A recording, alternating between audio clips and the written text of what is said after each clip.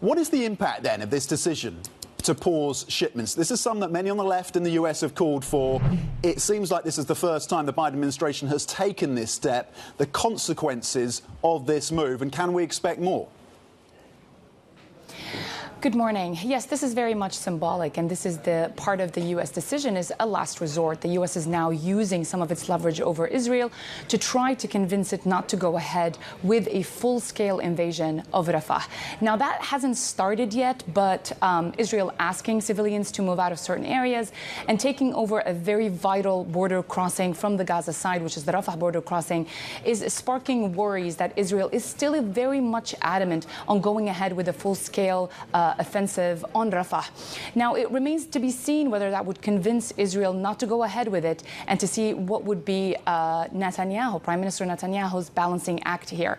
I doubt it would impact the long-standing relationship between the U.S. and Israel. We saw President Biden yesterday saying that the U.S. support for Israel is still very much ironclad. But this is also, actually very symbolic, and it remains to be seen whether it would convince Israel to go ahead with it. And even if we see more and more with that, I think it's still very much symbolic, and it won't impact that relationship.